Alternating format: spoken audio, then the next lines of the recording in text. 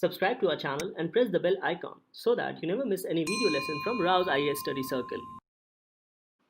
Hello and welcome to part 2 of Prelims Practice question for current affairs for the month of March.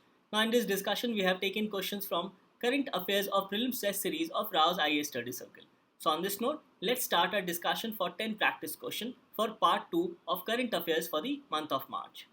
So in our discussion, we have taken the practice questions from the prelim test series of the month of April from the Focus magazine. So our first question is about black carbon. The question says, which of the following statements are correct regarding black carbon? Now this question was question number 3 in your prelims test series. Options are, first, it contributes to warming by converting incoming solar radiation to heat. So an important term used in this statement was solar radiation. Second, it also influences cloud formation and impacts regional circulation and rainfall patterns. Third, when deposited on ice and snow, black carbon and co-emitted particles reduce surface albedo and heat the surface, thereby resulting in melting of ice. So again, the term surface albedo becomes important here. Fourth, per unit of mass, it has a warming impact on climate weaker than carbon dioxide. So here it is talking about its warming impact with respect to carbon dioxide.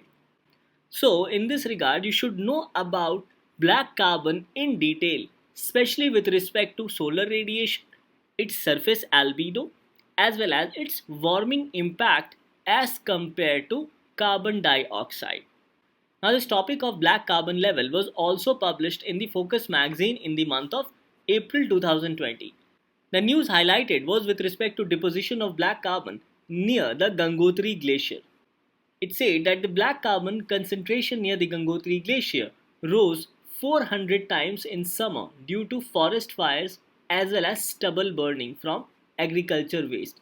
And according to Wadia Institute of Himalayan Geology, this also triggered glacial melt. So we are witnessing greater deposition of black carbon, and this is also causing glacial melt.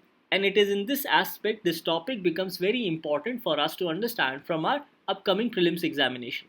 It says that black carbon is the second largest contributor to climate change after carbon dioxide, and India is the second largest contributor of black carbon in the world. Now both these aspects becomes very important from our examination perspective. Now with respect to black carbon, it says that black carbon is produced both naturally and by human activities as a result of incomplete combustion of fossil fuels, biofuels and biomass. So the term incomplete combustion becomes important. It further says that it is black in color as its particles strongly absorb sunlight and give soot its black color. So it has a strong tendency to absorb sunlight. Now the magazine also highlighted about difference between carbon dioxide and black carbon. It says that reducing CO2 emission is essential to avert worst impacts of future climate change. However, CO2 has a long atmospheric lifetime as compared to black carbon. It says that in contrast, black carbon remains in the atmosphere for only a few weeks, so cutting its emission would immediately reduce the rate of warming, particularly in those areas which have witnessed fast changes in the level of black carbon. Another important point highlighted is that black carbon is an important contributor to warming because it is very effective at absorbing light and heating its surroundings. And per unit of mass, black carbon has a warming impact on climate which is around 460 to 1500 times stronger than carbon dioxide. So one thing is very clear that black carbon heats the atmosphere much more as compared to carbon dioxide. So the global warming caused by black carbon is much more as compared to carbon dioxide. It further says that when suspended in the atmosphere, the black carbon contributes to warming by converting incoming solar radiation to heat. Further, it also influences cloud formation and impacts regional circulation and rainfall patterns. And when deposited on ice and snow, black carbon and co-emitted particles reduce surface albedo, that is, the ability to reflect sunlight. So these can be said to be some of the important highlights with respect to black carbon. So let's again try to solve this particular question asked in the prelims test series with respect to black carbon. So the question was, which of the following statement are correct regarding black carbon? First, it contributes to warming by converting incoming solar radiation to heat. Yes, this is correct. Second, it also influences cloud formation and impacts regional circulation and rainfall patterns. Yes, this is also correct. Third, when deposited on ice and snow, black carbon and co-emitted particles reduce surface albedo and heat the surface, thereby resulting in melting of ice. Yes, this is also correct, and it is because of this we have witnessed glacial melt because of larger deposition of black carbon. And fourth, per unit of mass, it has a warming impact on climate weaker than carbon dioxide. No, this statement is incorrect as the warming impact of black carbon is much more as compared to the warming impact of carbon dioxide. So in this regard, the fourth statement becomes incorrect here. So the question was, select the correct answer using the code given below. So we see that our correct answer is B, that is 1, 2 and 3 only. So the topic of black carbon becomes very important for our upcoming prelims examination. Hence you should know different aspects with respect to black carbon. Now, a similar question was asked in the UPSC Prelims of 2019. The question was, consider the following. Options were carbon monoxide, methane, ozone and sulfur dioxide. The question was, which of the above are released into the atmosphere due to burning of crop or biomass residue? So we see that questions on different aspects of air pollution has been asked by UPSC in the past. So it is in this aspect this topic of black carbon also becomes very important. Now here you must understand that all these four, that is carbon monoxide, methane, ozone as well as sulfur dioxide, are released into the atmosphere because of burning of crop as well as biomass residue. So the correct answer here becomes D. Now this question was asked by UPSC because of the issue of burning of crop and biomass residue, because of which severe air pollution is witnessed in the cities of North India around the month of November as well as December. So considering this aspect, this particular question was asked. So we must know different aspects of air pollution, including burning of biomass residue as well as deposition of black carbon in the Gangotri glaciers. Now, this topic of black carbon appeared in the newspaper dated 4th March 2020 and accordingly was also covered in the DNS video. The news which appeared in the Hindu was black carbon levels spike at Himalayan glaciers. So, in this regard, we also covered this news in detail in the DNS dated 4th March 2020. Now, in this discussion, a question asked by UPSC in the 2017 examination was also referred. So the question was, in the context of mitigating the impending global warming due to anthropogenic emissions of carbon dioxide, which of the following can be the potential sites for carbon sequestration? Now carbon sequestration here refers to removal of carbon dioxide from the atmosphere. So the options with respect to carbon sequestrations were, first, abandoned and uneconomic coal seams. Yes, this is correct. Second, depleted oil and gas reservoirs. Yes, this is also correct. And third, subterranean deep saline formations. Yes, this is also correct. So here again the question was, select the correct answer using the code given below. So again the correct answer with respect to this question was D, that is 1, 2 and 3. Now with respect to warming of the atmosphere, you must know about terrestrial radiation. Now this screenshot has been taken from NCERT book. It says that the insolation received by the earth is in short wave forms and heats up its surface. The earth, after being heated, itself becomes a radiating body and it radiates energy to the atmosphere in the long wave form. So the insolation received by the earth is in short wave forms. And earth, after being heated, itself becomes a radiating body and it radiates energy to the atmosphere in the long wave form. So it says that this energy heats up the atmosphere from below, and this process is known as terrestrial radiation. It says that the long wave radiation is absorbed by the atmospheric gases, particularly by carbon dioxide and other greenhouse gases. Thus, the atmosphere is indirectly heated by the Earth's radiation, and the atmosphere in turn radiates and transmits heat to the space. And finally, the amount of heat received from the sun is returned to the space, thereby maintaining constant temperature at the Earth's surface as well as in the atmosphere. Further, with respect to albedo, it says that the reflected amount of radiation is called the albedo of the Earth. Now, here the term albedo becomes important as it was asked in one of the statements with respect to question on black carbon. So, summarizing the topic of black carbon, we can say that it is produced as a result of incomplete combustion. It has a short lifespan as compared to carbon dioxide, as the carbon dioxide has larger lifespan. Further, black carbon is a strong contributor to global warming as it has a warming impact which is much stronger than carbon dioxide. It impacts cloud formation and rainfall patterns. It reduces surface albedo when deposited on ice or snow, and it is also one of the key component of PM 2.5. So these can be said to be some of the important points to be remembered with respect to black carbon. So it is in this regard this topic becomes very important for our upcoming prelims examination. With this, let's take up our second practice question. Now coming to our second practice question. This question has again taken from the prelims test series. The question is, consider the following statements regarding State of India's Bird 2020 report.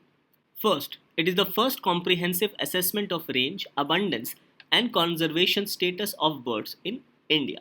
Second, the report is prepared by the Ministry of Environment, Forest and Climate Change. And third, much of its data is based on the information provided by the bird watchers through various platforms. So we see that a question has been asked on State of India's Bird 2020 report. And this particular report has been in news since February. Now if you look at this particular prelims question asked by UPSC in 2015, the question reads, with reference to organization known as BirdLife International, which of the following statements are correct?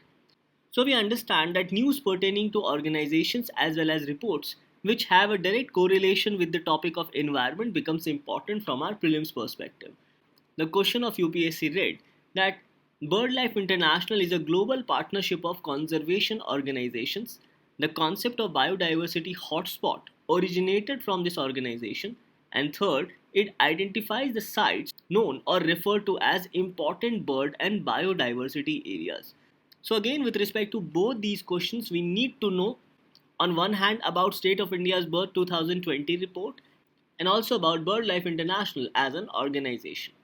Now this particular topic of State of India's Bird 2020 report has been covered extensively in Focus magazine and also discussed in DNS videos.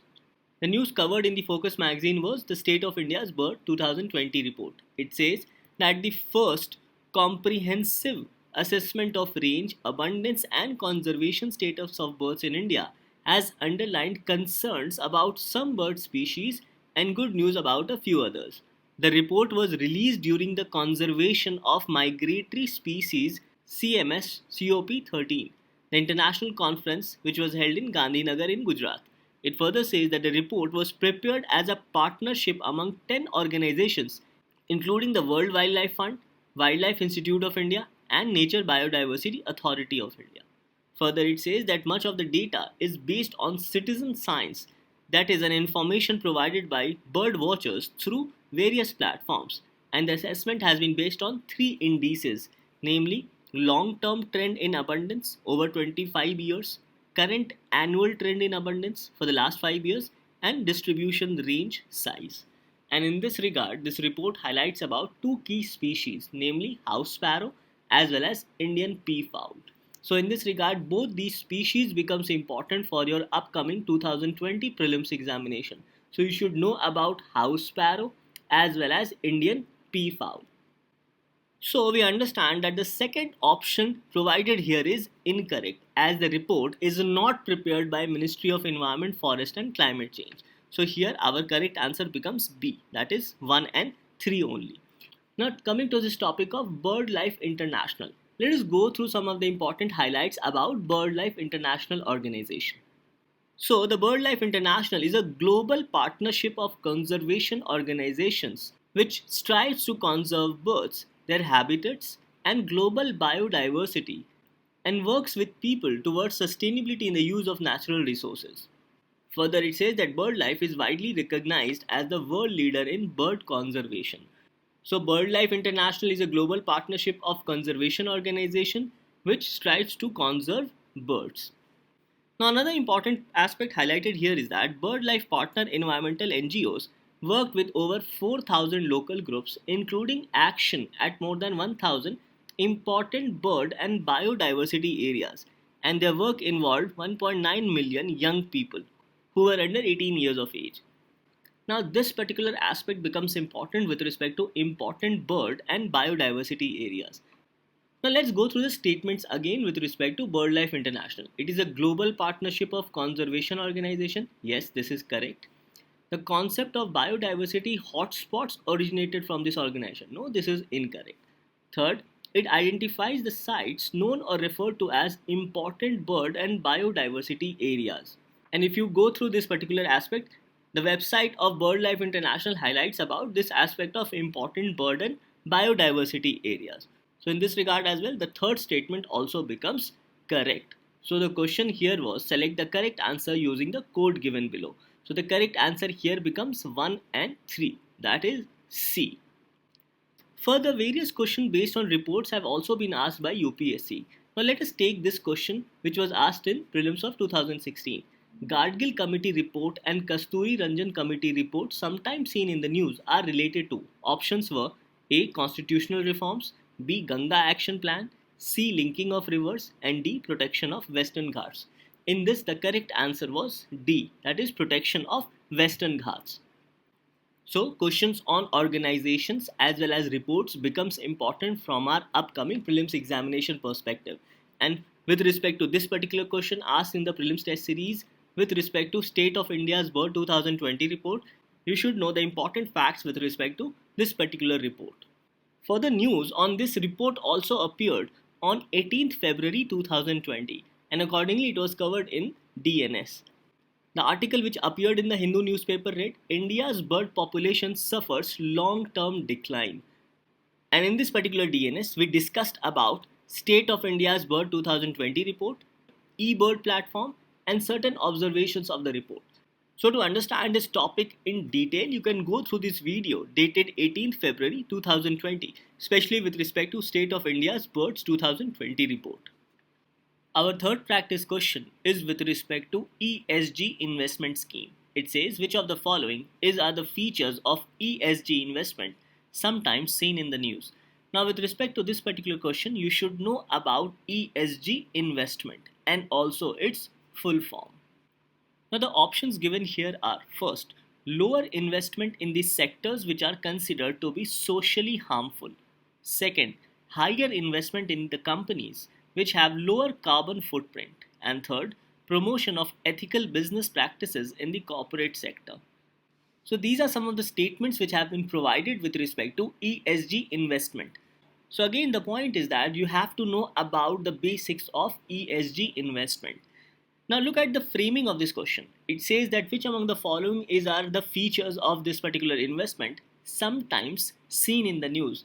Now this type of question has been asked by UPSC in the past. Let's go through this particular question asked in the prelims of 2017. The question was, the domestic content requirement is sometimes seen in the news with reference to. Options given were developing solar power production in our country, granting licenses to foreign TV channels in our country, exporting our food products to other countries, and permitting foreign educational institutions to set up their campuses in our country. So we see these type of developments which are related to the syllabus of UPSC is asked by UPSC in the prelims examination.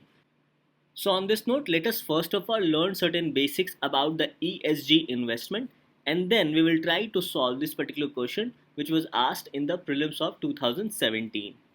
Now as you can see that this particular topic was covered in the economy section of Focus magazine for the month of April. The title was ESG funds.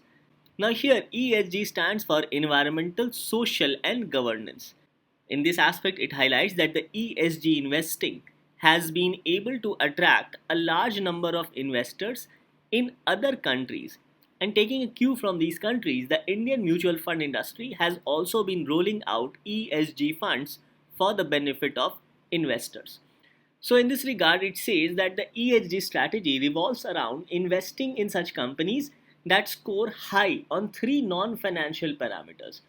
So, basically, the investment is done in such companies which have high score with respect to three non financial parameters, which is environment friendliness, which stands for E, social responsibility, as well as governance. So, these three are the non financial parameters on which the ESG strategy revolves around. So it says that the focus is on such companies that adopt environment friendly practices, produce products or services that influence society positively, and conduct their business ethically. Further, it also highlights some of the example with respect to ESG investment. It says that normally investors do not invest in sectors that are deemed harmful, such as tobacco or liquor, as it is said to be socially irresponsible. Then it says that the investors make more investment in the companies which have reduced carbon footprint in order to promote environment friendly practices, follow emission norms, as well as waste recycling. So these can be said to be some of the aspects with respect to ESG funds. So on this note, let's go through the options with respect to ESG investment.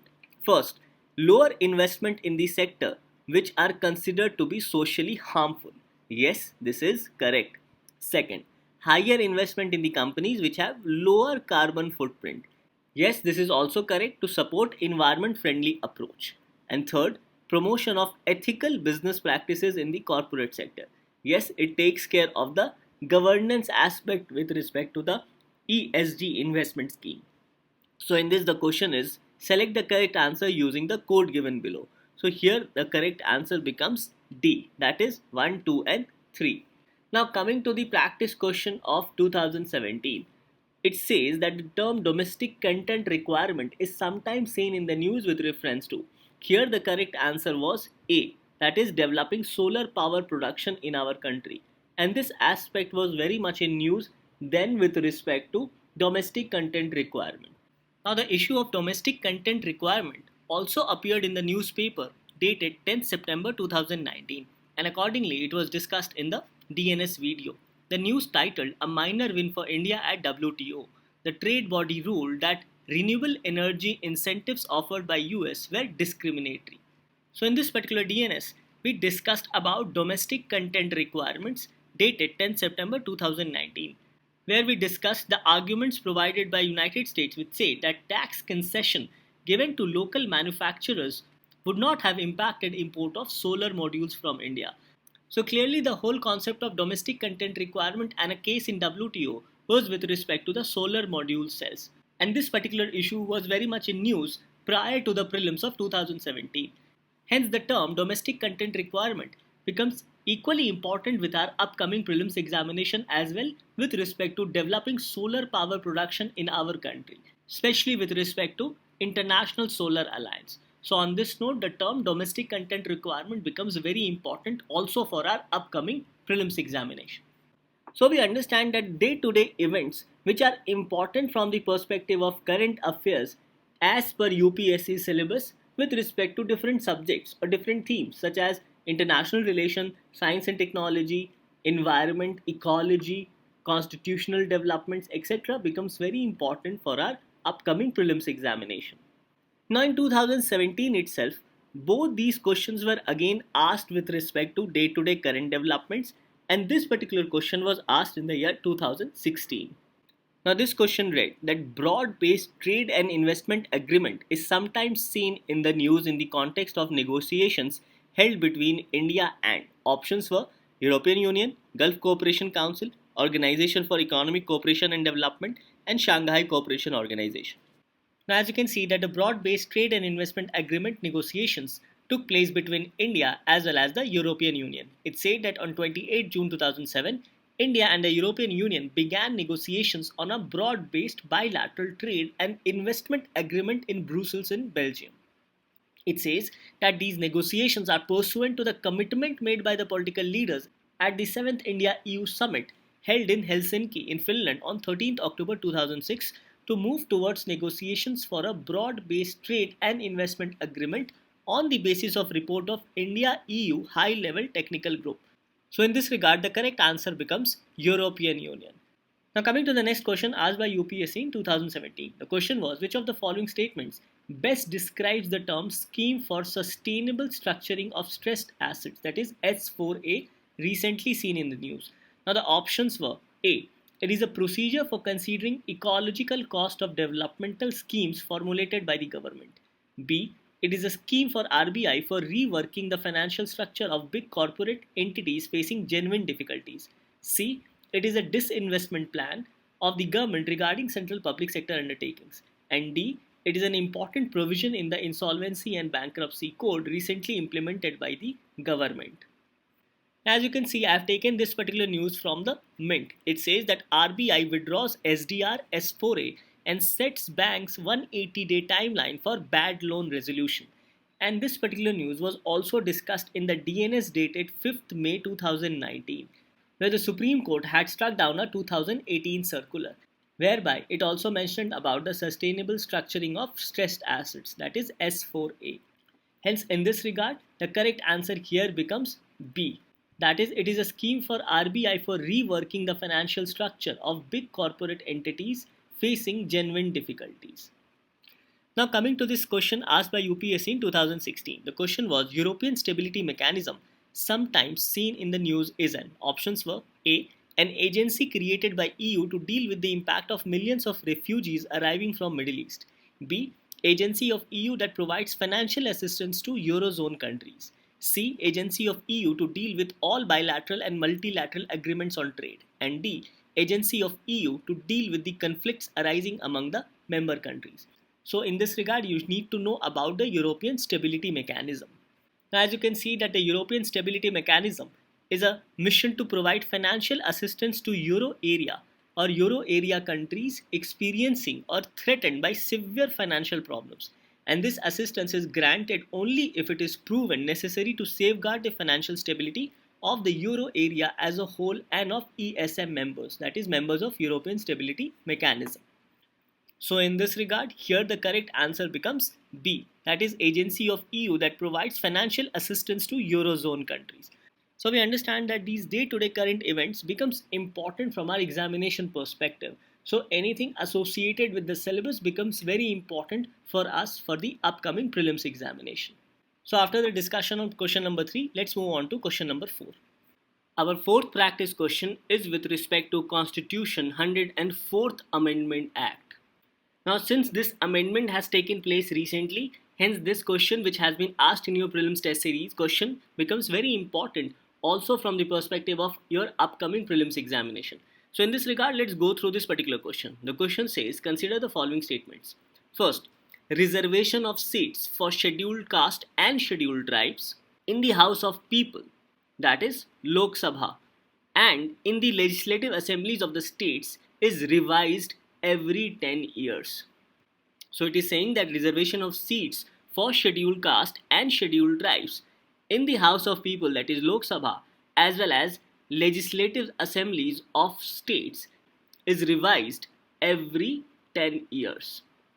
So in this regard, you should know about reservation of seats provided to members of scheduled caste as well as scheduled tribes, and also whether they are revised every 10 years or not. So this is with respect to your first statement.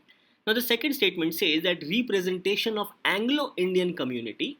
So here it is talking about representation of Anglo-Indian community. Representation of the Anglo-Indian community in the House of the People and in the legislative assemblies of the state by nomination has been extended to another 10 years by the Constitution 104th Amendment Act of 2019. So the second statement is saying that this Amendment Act, that is Constitution 104th Amendment Act of 2019, has also extended the reservation for Anglo-Indians in the Lok Sabha as well as state legislative assemblies for another 10 years. So here we need to understand about the Constitution 104th Amendment Act of 2019 and its important constituents. So the question which is asking here is that which of the statements given above are incorrect. Now please read this incorrect word very carefully because it will determine your answer. Because if you do not read this word very carefully, then you'll end up marking the correct answer, which is not required in this particular question. So the question is very clearly asking that which of the statements given above are incorrect. So again, we have to know what the Constitution 104th Amendment Act 2019 provides for, and which provision of the Indian Constitution does this amend. Now this extract has been taken from the Focus magazine of April edition. It says that the Constitution 126th Amendment Bill 2019 was introduced in Lok Sabha to amend Article 334 of the Indian Constitution to extend reservations for scheduled caste and scheduled tribes. So we see a very different Constitution Amendment Bill, that is, it is not the Constitution 104th Amendment Act. However, it's important to understand that this aspect was introduced as a bill, and when it got converted into act, it became the 104th Constitution Amendment Act. So it says that the amendment did not extend the reservation for Anglo-Indians provided under Article 334 of the Indian Constitution, and this led to various demonstrations against this move by the central government. Further, it says that the bill has been passed by both houses of parliament as Constitution 104th Amendment Act of 2019. So what was introduced as Constitution 126th Amendment Bill has been passed as Constitution 104th Amendment Act. So in this regard, first of all, let us go through the important highlights of Article 334 of the Indian Constitution. Now the marginal heading of Article 334 says reservation of seats and special representation to cease after 70 years. So this aspect has also been amended by Constitution 104th Amendment Act. That is, the Constitution 104th Amendment Act has also amended the marginal heading. So it says that notwithstanding anything in the foregoing provisions of this part, the provision of this Constitution relating to A. The reservation of seats for scheduled castes and scheduled tribes in the House of the People and Legislative Assembly of the States, and B. The representation of Anglo-Indian community in the House of People and in the legislative assemblies of the states by nomination shall cease to have effect on the expiration of a period of 70 years from the commencement of this Constitution. Now this 104th Constitution Amendment has extended this period from 70 years to 80 years. So accordingly, it says that to extend reservation, the government introduced the Constitution 126th Amendment Bill to extend the date for reservation for another 10 years up to January 2030. So up to January 2030, scheduled caste as well as scheduled tribes shall be provided reservation in Lok Sabha as well as state legislative assemblies. So in this regard, it highlights that the extension of 10 years up to 25th January 2030 for reservation under Article 334 has been provided only to members of scheduled caste and scheduled tribes, and not to members of Anglo-Indian communities under Article 334B. So this extension has not been provided to members of Anglo-Indian community as has been provided under Article 334 Clause B as per the Constitution 104th Amendment Act. And further, the Constitution 104th Amendment Act has also amended the marginal heading of Article 334. Now as you can see, the marginal heading of Article 334 reads, reservation of seats and special representation to cease after 70 years. Now this has been changed to reservation of seats and special representation to cease after certain period. So that term 70 years has been replaced with the term certain period. And it further highlights that the period of 70 years shall be replaced by 80 years for scheduled caste and scheduled tribes. That is, the members of scheduled caste and scheduled tribe gets reservation for another 10 years till 25th Jan 2030 in Lok Sabha as well as state legislative assemblies, but shall remain 70 years only for Anglo-Indian community. So basically the Anglo-Indians have not been extended reservation to Lok Sabha as well as state legislative assemblies for another 10 years. So in this regard, coming back to this question, the second statement said that representation of Anglo-Indian community in the House of the People and in legislative assemblies of the states by nomination has been extended to another 10 years by the Constitution 104th Amendment Act 2019. No, this statement is incorrect. Whereas the first statement read, reservation of seats for scheduled caste and scheduled tribes in the House of People and in the legislative assemblies of the states is revised every 10 years. So in this regard, the first statement becomes correct. So the question was, which of the statements given above are incorrect? So correct answer here is B. That is, the second statement is incorrect. Now based on this, we have taken a prelims question asked in the year 2015. Now this question is also with respect to scheduled tribes.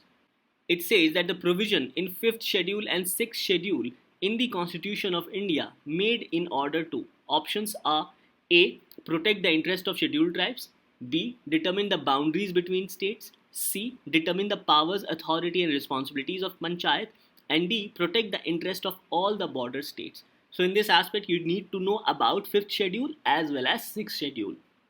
Now this extract has been taken from the Constitution of India with respect to 5th and 6th schedule.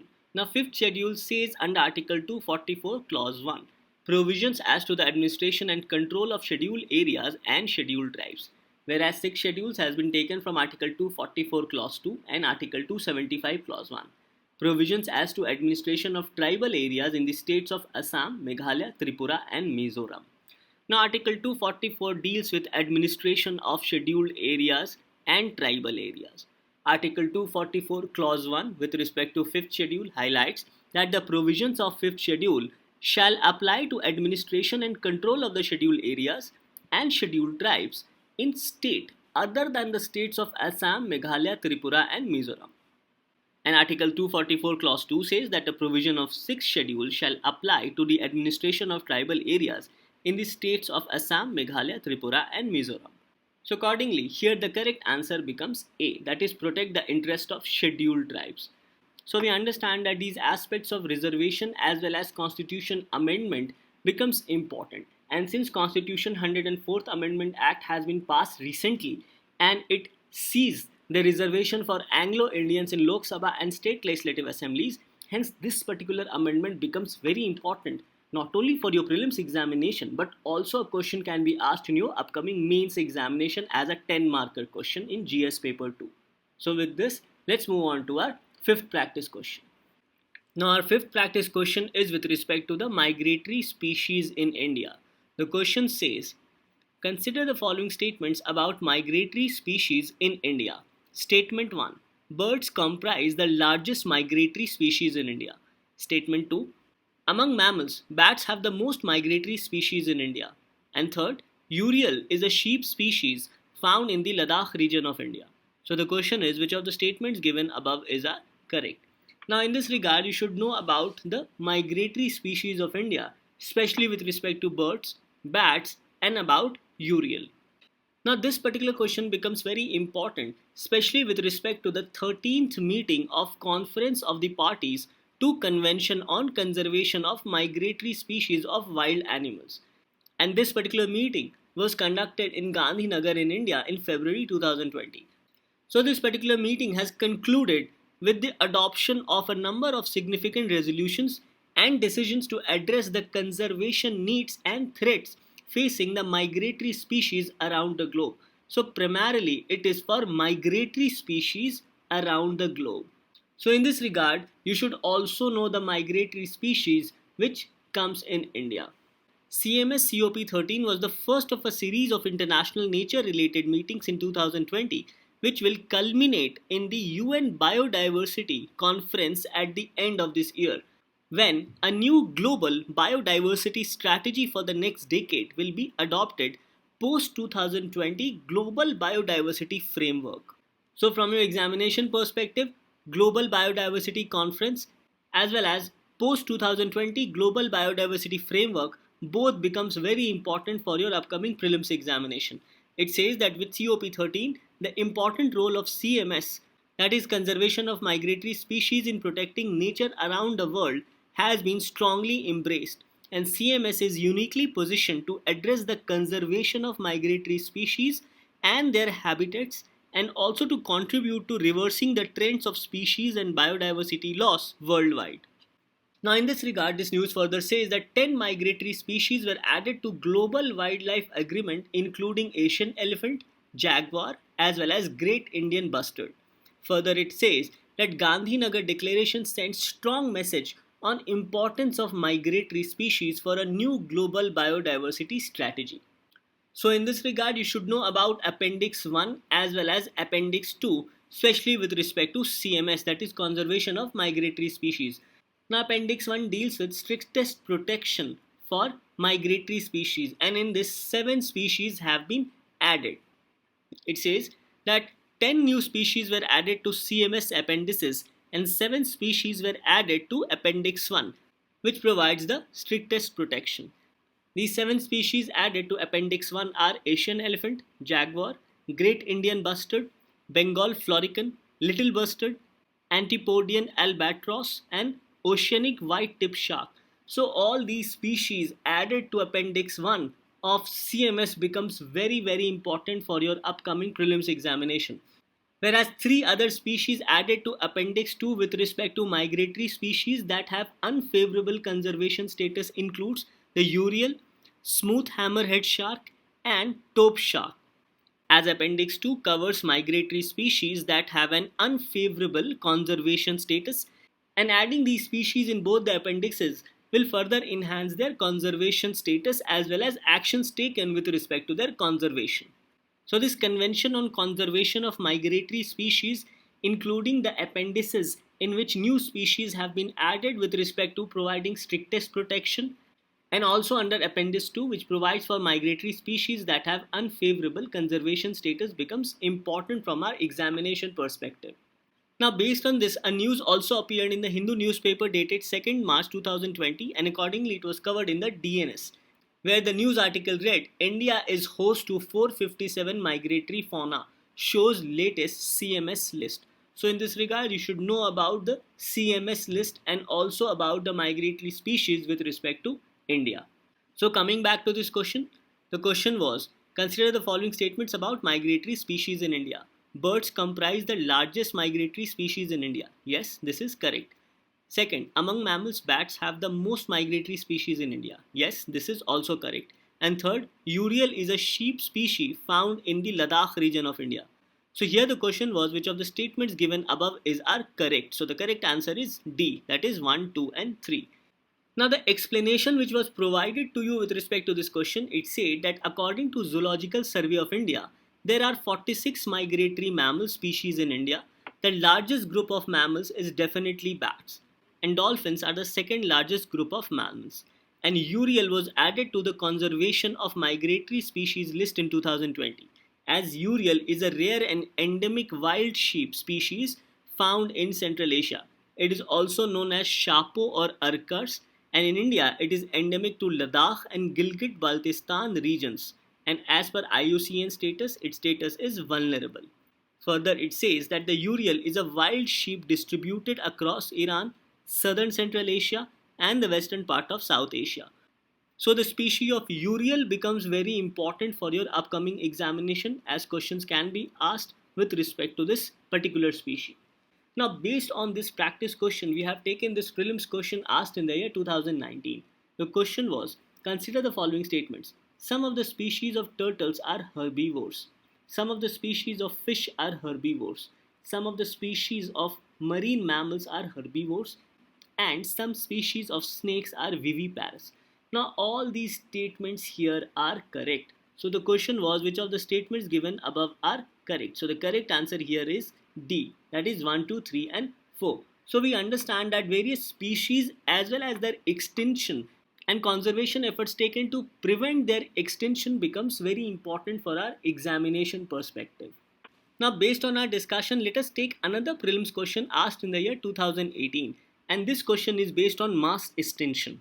The question says the term sixth mass extinction is often mentioned in the news in the context of the discussion of options were widespread monoculture practices in agriculture and large-scale commercial farming with indiscriminate use of chemicals in many parts of the world that may result in the loss of good native ecosystems.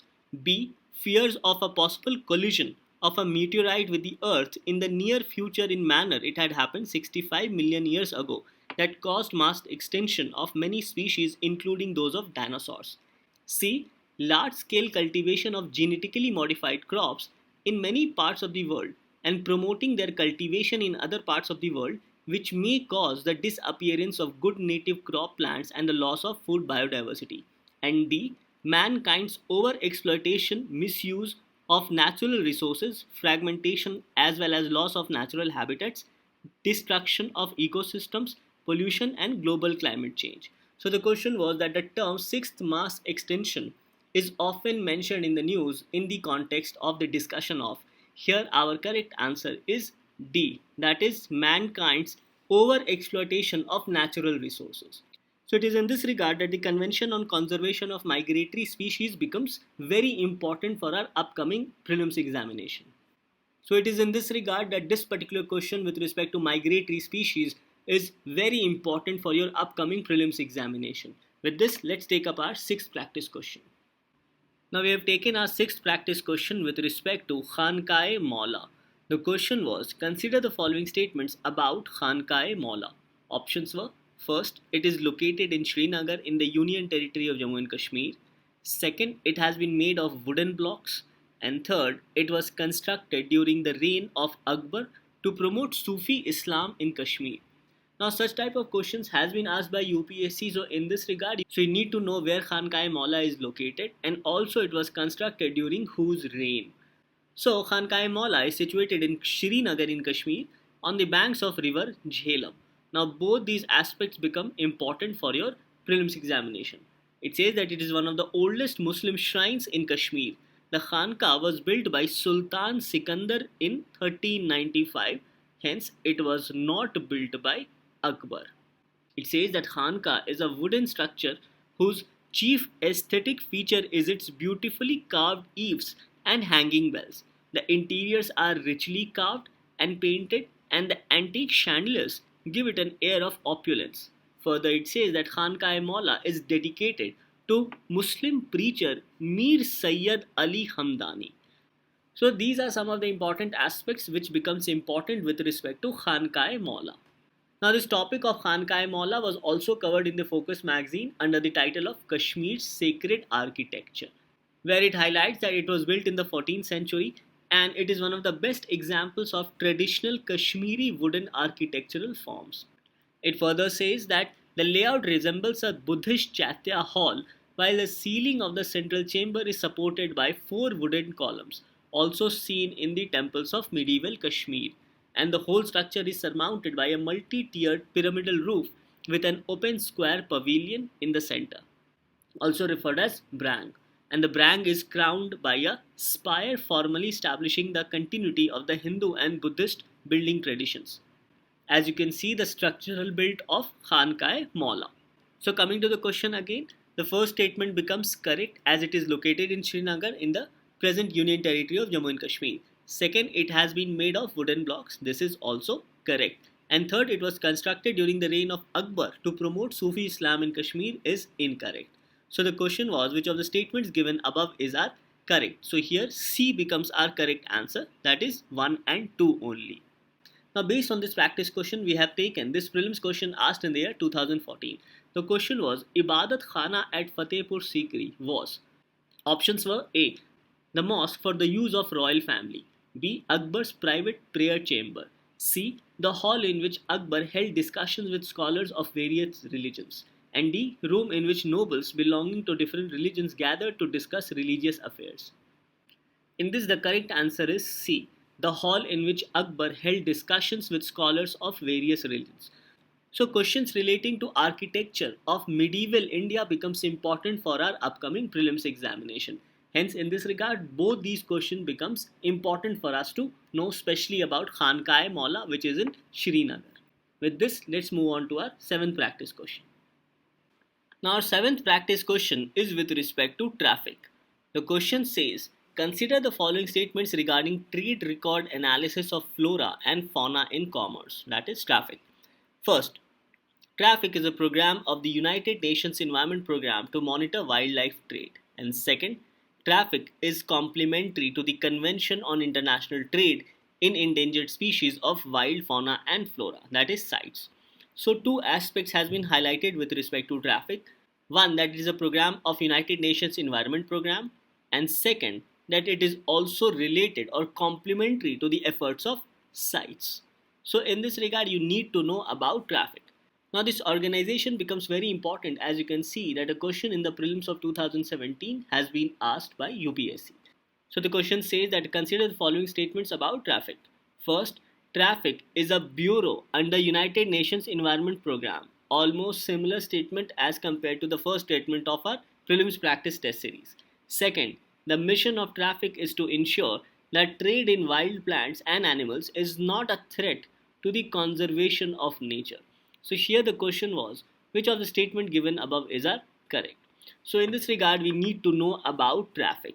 Now it mentions about traffic, which says that traffic is a leading non-governmental organization working globally on trade in wild animals and plants in the context of both biodiversity conservation and sustainable development. So in this regard, the website of traffic highlights about protecting natural biodiversity as well as supporting sustainable development. With respect to the strategy behind their work, it says that the goal that drives their conservation strategy to 2020 is to reduce the pressure of illegal and unsustainable trade on biodiversity and enhance the benefits to wildlife conservation and human well-being that derive from trade at sustainable levels. In this regard, it highlights that their work follows a variety of different approaches to achieve their goal, including working with national and international conventions, governments, enforcement agencies, private sector, companies, as well as consumers. Now, this slide has been taken from the website of Traffic, where in the section of About Us, it highlights about their mission, conservation strategy, legal wildlife trade, illegal wildlife trade, their organization collaborators, working with sites, as well as achievements and impacts. So in this regard, this aspect becomes correct. That is, traffic is complementary to the Convention on International Trade in Endangered Species of Wild Fauna and Flora, that is CITES, as the organization traffic work along with CITES. So coming back to the question, the first statement then becomes incorrect as it is not a program of United Nations Environment Program. However, the second statement becomes correct with respect to practice question number 7.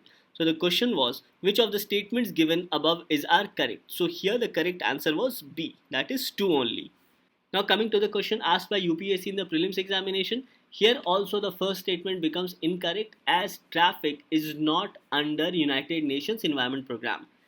Further, the second statement said that the mission of traffic is to ensure that trade in wild plants and animals is not a threat to the conservation of nature.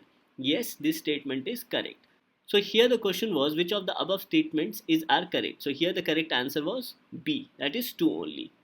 Now with respect to the explanation provided to you with respect to prelims test series, it highlighted that traffic is an international wildlife trade monitoring network and was found in 1976 as a non-governmental organization working globally on trade in wild animals and plants in the context of both biodiversity conservation. It further says that traffic is a joint program of Worldwide Fund for Nature, that is WWF, and International Union for Conservation of Nature, that is IUCN, and traffic is complementary to the Convention on International Trade in Endangered Species of Wild Fauna and Flora, that is CITES.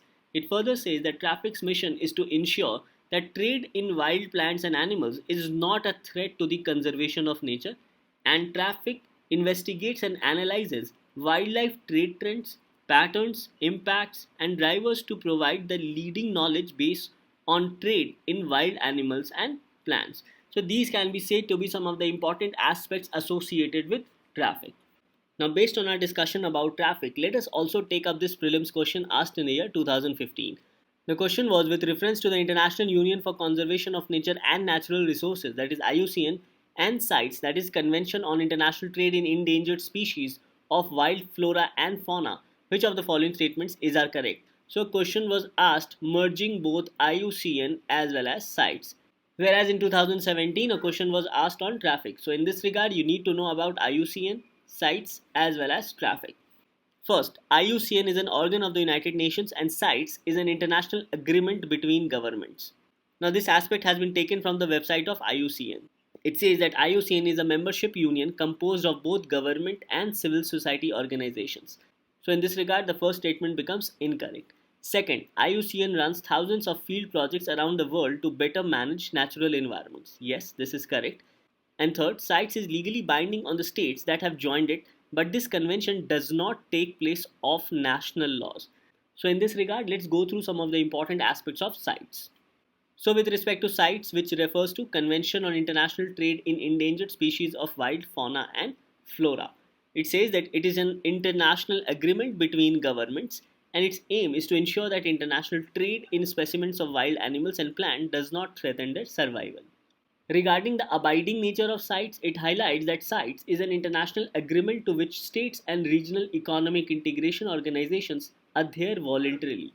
States that have agreed to be bound by the Convention of CITES are known as parties. Although CITES is legally binding on parties, in other words, they have to implement the convention. It does not take place of national laws. Rather, it provides a framework to be respected by each party, which has to adopt its own domestic legislation to ensure that CITES is implemented at national level. So in this regard, the third statement also becomes correct as it says that CITES is legally binding on the states that have joined it, but this convention does not take place of national laws. So here the question was select the correct answer using the code given below. So the correct answer again becomes B, that is 2 and 3 only, as statement 1 is incorrect. Now with respect to IUCN, you should also know about IUCN Congress, IUCN Council as well as IUCN Secretariat. Now IUCN Congress meets every 4 years and it was supposed to meet this year in France in Marseille. However, this meeting has been postponed to January 2021. Further, with respect to the Council, the IUCN Council is the principal governing body of IUCN with respect to sessions of the World Conservation Congress. Further, it says that IUCN members elect commission chairs and representatives from member organizations to serve 4-year terms on the Council. An IUCN Secretariat works with member organizations and IUCN commissions to move the vision of IUCN memberships into action. So these can be said to be some of the important aspects with respect to IUCN as well as CITES.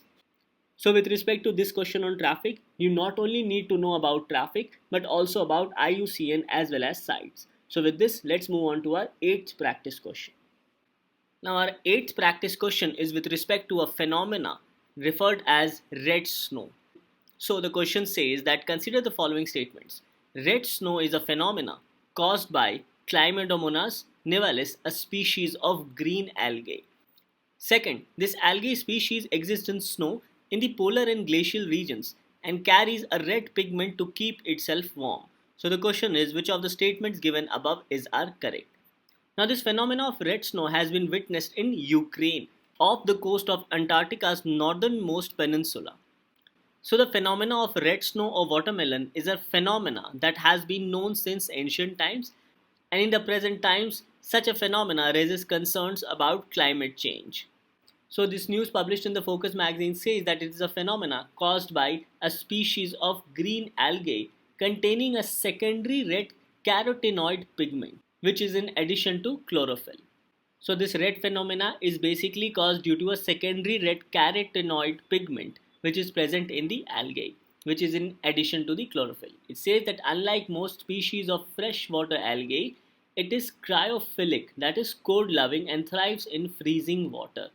This algae species exists in snow in the polar and glacial regions and carries a red pigment to keep itself warm. So, if a snow has a darker red area, then it means that it is comprised with more of these algae. So, in this regard, it says that the more the algae are packed together, the redder the snow becomes. And if the snow has more darker tinge, then it means that the snow is absorbing more heat. And because of this, the ice melts subsequently. So this melting of ice is bad for the glaciers which is already melting because of global warming. So in this regard, this news highlights that these algae change the snow's albedo as well. Now we have seen in the discussion earlier about albedo, that is the reflection of sunlight. So it says that changes in albedo lead to more melting. In the melting of snow in the Arctic, the key drivers have been snow and ice albedo, according to a 2016 study in journal Nature. So in this regard, this phenomena of red snow becomes very important for your upcoming prelims examination. So let's go through the question again. Consider the following statements. Red snow is a phenomena caused by Climatomonas nivalis, a species of green algae. Yes, this is correct.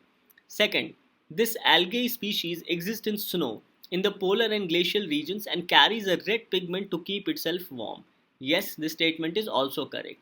So the question was which of the statements given above is are correct. So the correct answer becomes both 1 and 2. Now based on this practice question, we have taken two questions asked in the prelims of 2014 as well as 2018. Now let's go through this question asked in 2014. It talks about lichens. It says lichens which are capable of initiating ecological succession even on a bare rock are actually a symbiotic association of.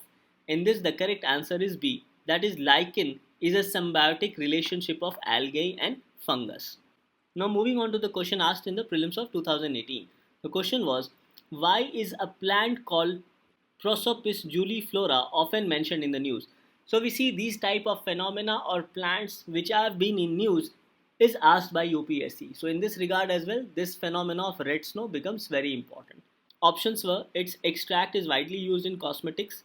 B, it tends to reduce biodiversity in the area in which it grows. C, its extract is used in the synthesis of pesticides. And D, none of the above.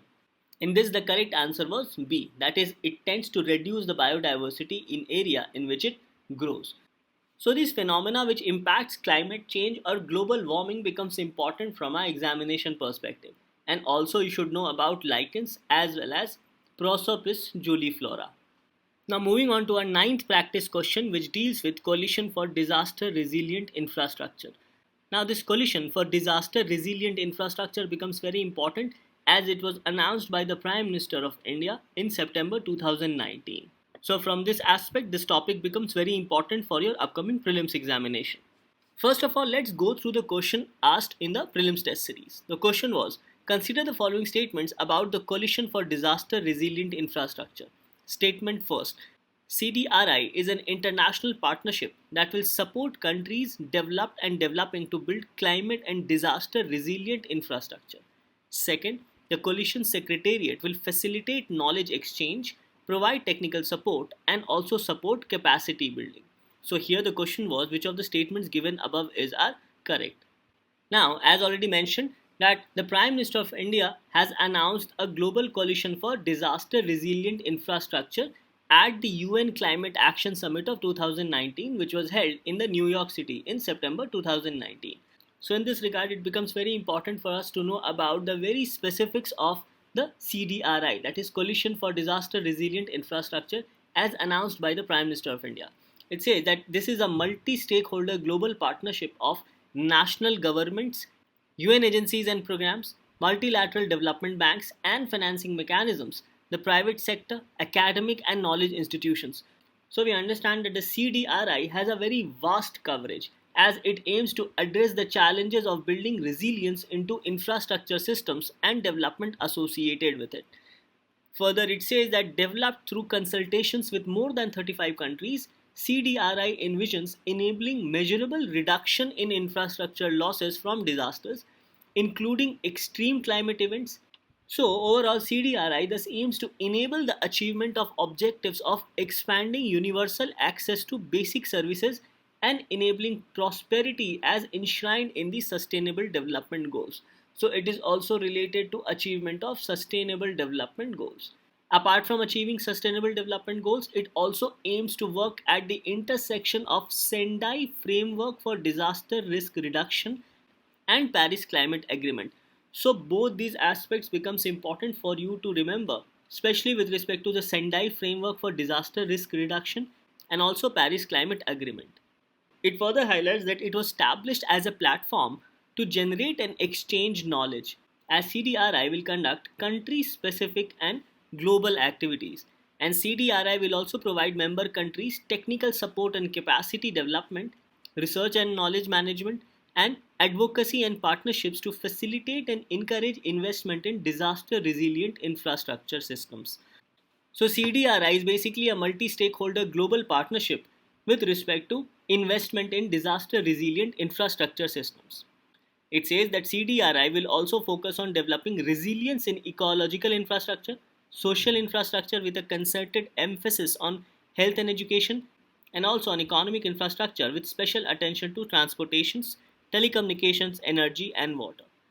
Now, here I have discussed in length about the coalition for disaster resilient infrastructure because this topic becomes very important for you to know for your upcoming prelims examination, and also you must know as questions may be asked even in your mains examination. So, you should know about the coalition for disaster resilient infrastructure as it was announced by Indian Prime Minister.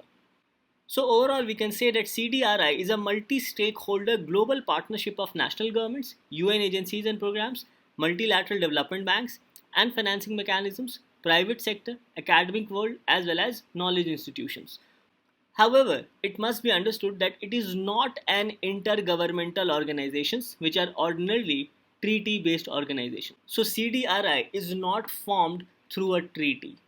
Another important aspect is that the private sector will have an important role with respect to CDRI, and the Secretariat of CDRI is based in New Delhi in India. So all these facts becomes important for your upcoming prelims examination with respect to the CDRI, that is Coalition for Disaster Resilient Infrastructure.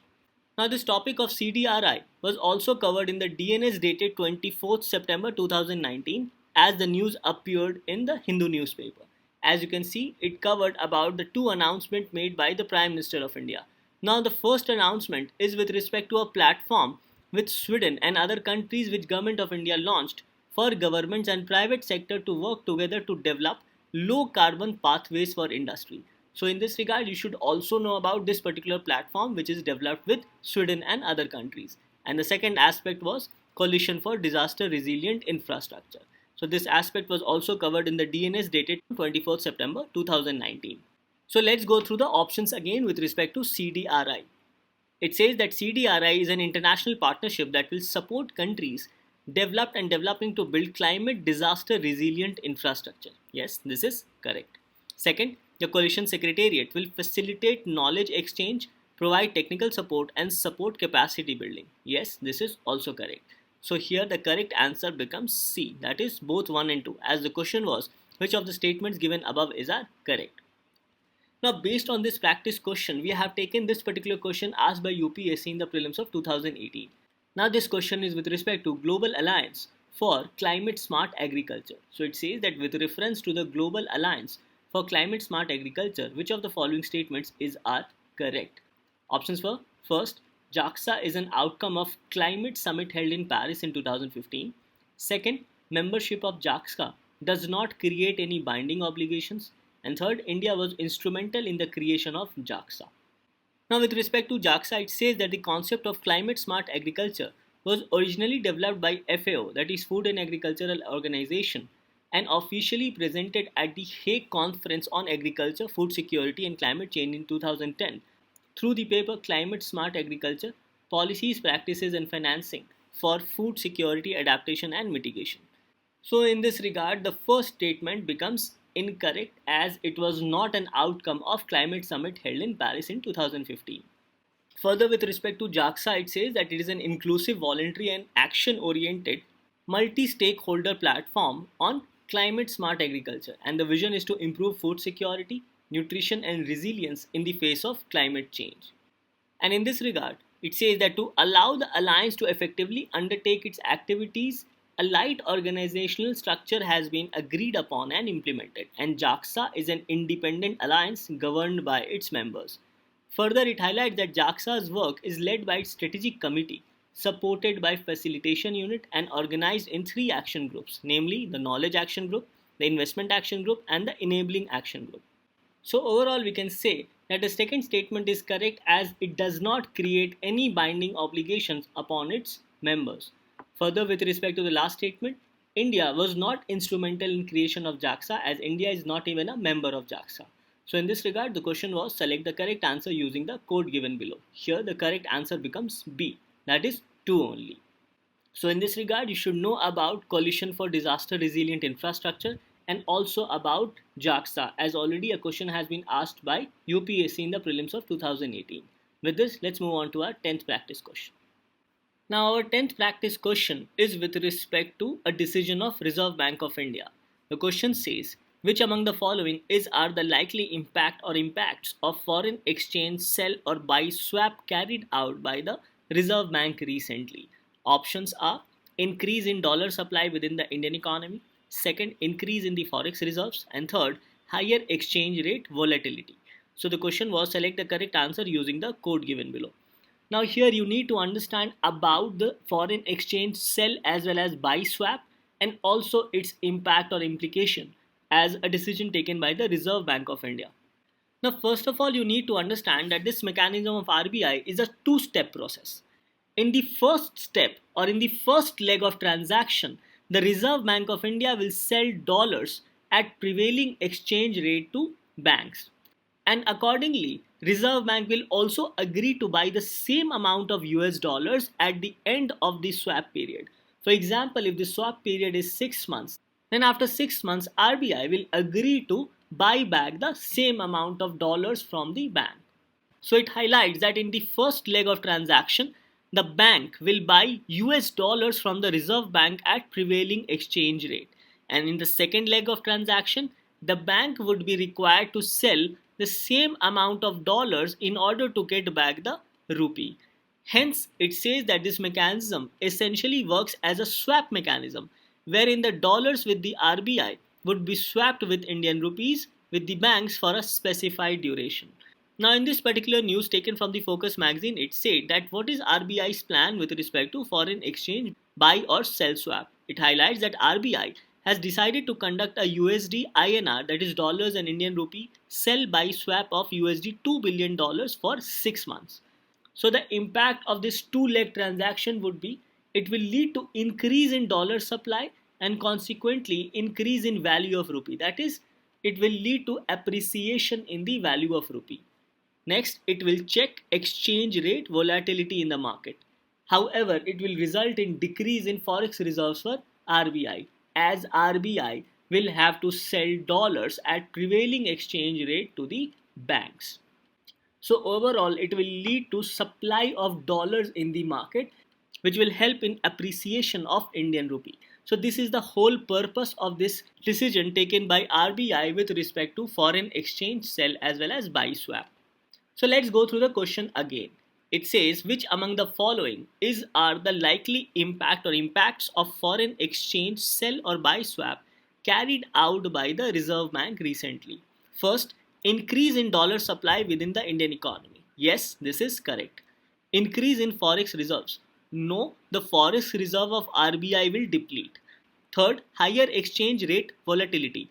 No, the whole step is to contain the volatility in the exchange rate market.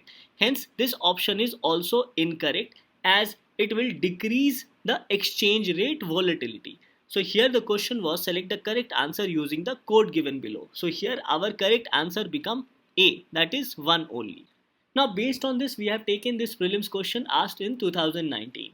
The question was in the context of India, which of the following factors are contributor or contributors to reducing the risk of a currency crisis? Options are first, the foreign currency earnings of India's IT sector. Yes, as it will lead to more flow of money in the Indian economy. Second, increasing the government expenditure. No, this option is incorrect. Second, remittances from Indians abroad. Yes, this is also correct. As foreign currency earnings from IT sector and remittances from Indians from abroad will help to reduce the risk of currency crisis. So the question is select the correct answer using the code given below. In this, the correct answer becomes B, that is 1 and 3 only. Now this topic of foreign exchange buy sell swap has been covered in detail in volume 2 of part 2 of economic survey discussion, which has been covered by Baswa sir. So in this you can find this discussion under chapter 4, especially with respect to monetary management. So by going through this video you can understand this topic in detail with respect to understanding foreign exchange buy as well as sell swap. So with these practice questions we come to the end of discussions of current affairs for the month of March. Thank you.